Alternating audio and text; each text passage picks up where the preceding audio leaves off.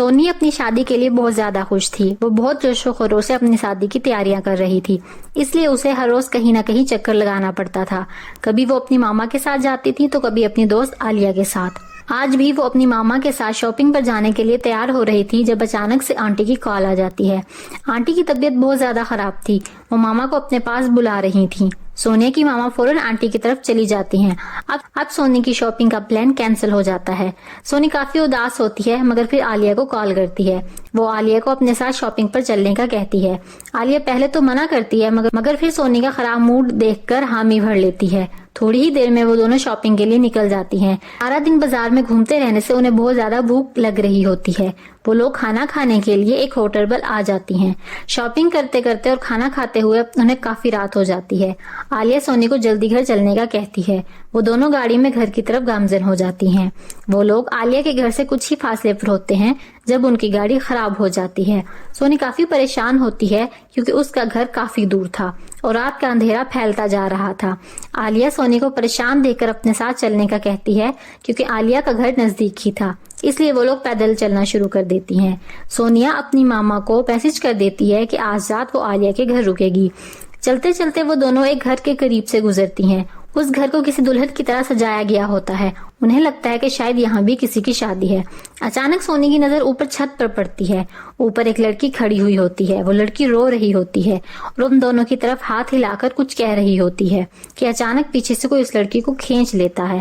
سونیا وہیں رک جاتی ہے اور عالیہ سے کہتی ہے وہ لڑکی رو رہی تھی، اسے پکا ہماری مدد کی ضرورت ہے، اور تم نے دیکھا ابھی کسی نے پیچھے سے اس کو کھینچا، ہو سکتا ہے اسے کسی نے اغوا کیا ہو، چلو اندر چل کر دیکھتے ہیں.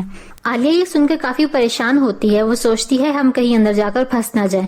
ویسے بھی کافی زیادہ رات ہو چکی تھی مگر سونی کے سامنے وہ زیادہ بول نہیں پاتی اور دونوں گھر کے اندر چلی جاتی ہیں. اندر کافی خاموشی ہوتی ہے.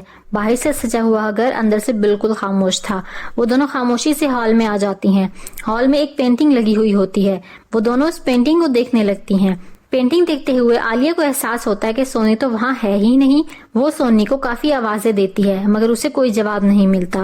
وہ سونی کو ڈھونڈنے اوپر چھت پر آ جاتی ہے کیونکہ انہوں نے اس لڑکی کو یہیں چھت پر دیکھا تھا. وہ جب اوپر آتی ہے تو اس کی آنکھیں پھٹی کی پھٹی رہ جاتی ہیں. وہ لڑکی جو رو رہی تھی اب اس کے ہاتھ میں ایک چاقو ہوتا ہے جس سے اس نے سونیا کا گلا کاٹ دیا ہوتا ہے اور اب عالیہ کے سامنے صرف سونی کی لاش پڑی ہوئی ہوتی ہے. وہ لڑکی عالیہ کی طرف آنے لگتی ہے. اس کے سارے جسم پر خون کے نشانات ہوتے ہیں. عالیہ وہاں سے بھاگ جاتی ہے اور اندھا دھند بھاگتی ہے. اپنے گھر کے اندر داخل ہوتے ہی وہ گر کر بے ہوش ہو جاتی ہے. جب اسے ہوش آتا ہے تو سب گھر والے اس کے ارد گرد موجود ہوتے ہیں. وہاں پر سونی کی ماما بھی موجود ہوتی ہیں. وہ عالیہ سے سونی کے بارے میں پوچھتی ہیں تو عالیہ زور زور سے رونے لگتی ہے اور پھر سب کو کل پیش آنے والا واقعہ بتاتی ہے. سونی کی موت کا سن کر اس کی ماما کا برا حال ہو جاتا ہے. سونی نہ صرف ان کی اکلوتی بیٹی تھی بلکہ اب اس کی شادی بھی ہونے والی تھی. وہ سب اس کی شادی کے لیے بے انتہا خوش تھے. سب گھر والے جلدی سے پولیس کو بلاتے ہیں اور عالیہ کا بیان لکھواتے ہیں. پولیس جب اس گھر میں جاتی ہے تو وہاں تالا لگا ہوا ہوتا ہے. آس پاس والے پولیس کو بتاتے ہیں یہ گھر تو پچھلے 20 سال سے بند پڑا ہے، بھلا یہاں کوئی لڑکی کیسے آ سکتی ہے، اور ہم نے تو کل اس گھر کو سجا ہوا بھی نہیں دیکھا.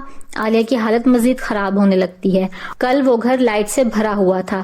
وہی لوگ بتاتے ہیں کہ 20 سال پہلے اس گھر میں ایک لڑکی کو ریپ کر کے قتل کر دیا گیا تھا. اس لڑکی کی شادی ہونے والی تھی. شادی ہونے میں ابھی کچھ ہی دن باقی تھے جب کچھ ڈاکو اس گھر میں زبردستی گھس گئے اور چوری کے ساتھ ساتھ انہوں نے سب گھر والوں کو مار ڈالا. تب سے یہ گھر بند پڑا ہے. ہم نے اپنے بڑوں سے سنا تھا کہ وہ لڑکی جب بھی کسی ایسی لڑکی کو دیکھتی ہے جس کی شادی ہونے والی ہوتی ہے تو وہ اسے ختم کر دیتی ہے کیونکہ وہ خود بھی اس حادثے کی وجہ سے شادی نہیں کر پائی تھی. اب سب کو سمجھ میں آ جاتا ہے کیوں سونی اس گھر میں جانا چاہتی تھی. پولیس گھر کا دروازہ توڑ کر اندر داخل ہوتی ہے. انہیں چھت پر سونی کی لاش مل جاتی ہے. وہ اس لاش کو ورثا کے حوالے کر دیتے ہیں.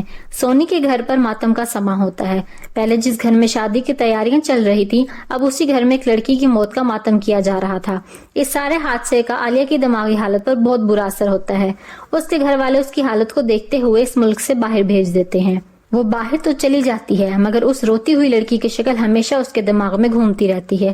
وہ فیصلہ کر چکی ہوتی ہے کہ وہ دوبارہ اس لڑکی سے ضرور ملے گی اور اس کی روح کو اس دنیا سے ہمیشہ کے لیے ختم کر دے گی تاکہ وہ دوبارہ کسی بستی ہوئی سونی کا گھر نہ اجاڑ سکے.